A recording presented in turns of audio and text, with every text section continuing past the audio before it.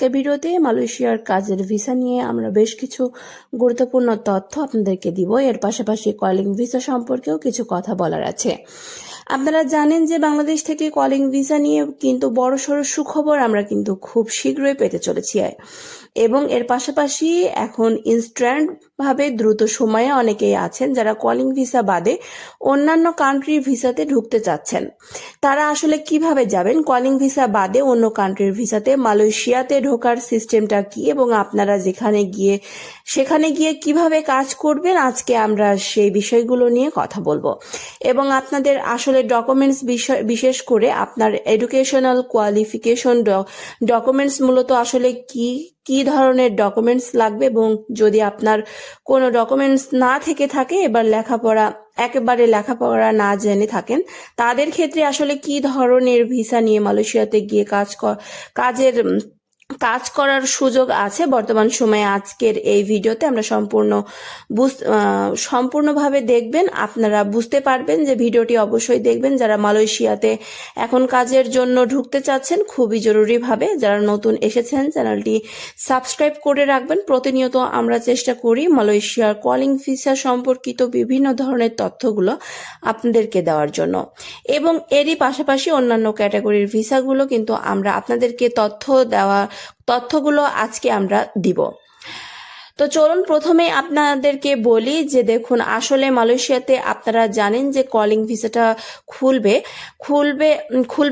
করে কিন্তু দীর্ঘদিন ধরে আমরা অপেক্ষা করে আছি। অবশেষে বাংলাদেশের নির্বাচিত সরকার এসেছে এবং খুব শীঘ্রই আমরা দেখতে পারবো যে বাংলাদেশের কলিং ভিসাটা ওপেন হয়ে যাবে। যে ব্যাপারটা নিয়ে কিন্তু এখন পর্যন্ত খুবই তাড়াহুড়ো চলছে যে আপনার কলিং ভিসাটা ওপেন করা নিয়ে। তো খুবই শীঘ্রই কিন্তু কলিং ভিসা ওপেন হয়ে যাবে। এখন কথা হচ্ছে কলিং ভিসা ওপেন করছে না, আজকে কালকে আপনি 2-5 দিনের ভিতরে ফাইল দিতে চাচ্ছেন কোন টাইপের ভিসার জন্য আসলে দিলে সব থেকে ভালো হবে। দেখেন বর্তমান সময়ে আরো দুই ক্যাটাগরির ভিসা আছে, যে ক্যাটাগরিতে আপনি কিন্তু ফাইল এখন দিতে পারবেন। প্রথমত হচ্ছে আপনার স্টুডেন্ট ভিসা, দ্বিতীয়ত হচ্ছে ভিজিট ভিসা।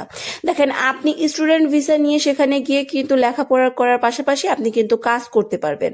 এখানে আপনার মান্থলি দেখা যাচ্ছে যে 3 থেকে 4 দিন, সপ্তাহে একদিন আপনি সেখানে ক্লাস করবেন, বাকি দিনগুলোতে আপনি ফুল টাইম জব করতে পারবেন।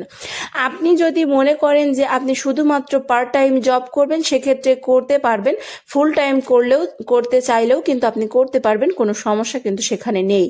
কিন্তু স্টুডেন্ট ভিসা নিয়ে তারাই যাবেন যারা এডুকেশনাল কোয়ালিফিকেশন আছে কমসে কম এসএসসি পাস, এসএসসি, এইচএসসি বা তার উপরে যারা যাবেন, তারা কিন্তু দেখা যাচ্ছে যে হাই কোয়ালিফিকেশনে আপনি কিন্তু সেখানে কাজ করতে পারছেন, বিভিন্ন ধরনের কাজ। এছাড়াও যাদের শিক্ষাগত যোগ্যতা কম আছে, এডুকেশনাল কোয়ালিফিকেশন কম, তারা কিন্তু দেখা যাচ্ছে যে আপনার 5 পাস, 8 পাস, তাদের ক্ষেত্রে আপনারা ভিজিট ভিসা নিয়ে ঢুকতে পারবেন।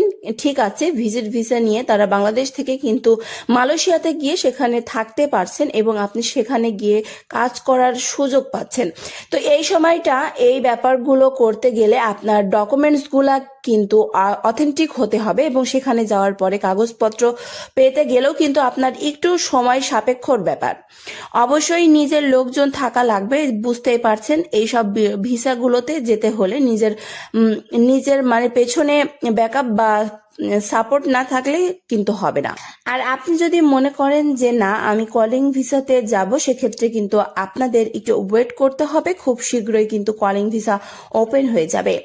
এই ব্যাপারে কিন্তু আপনারা কনফার্ম থাকতে পারেন। তো এক্ষেত্রে আপনারা এইসব ভিসাগুলো দিয়ে কি ধরনের কাজ করতে পারবেন, আপনি হোটেল, রেস্টুরেন্ট, সুপার শপ এইসব কাজগুলোতে আপনাদের কাছে যে ক্লিনার কাজ করতে পারবেন, শেফ, হেল্পার, একজন ওয়েটার হিসেবে কাজ করতে পারবেন। যদি এডুকেশনাল কোয়ালিফিকেশন থেকে থাকে, স্মার্ট সেল হয়ে থাকে, সেক্ষেত্রে কিন্তু অবশ্যই সম্ভব হোটেল, রেস্টুরেন্ট ওয়েটার হিসেবে কাজ করা।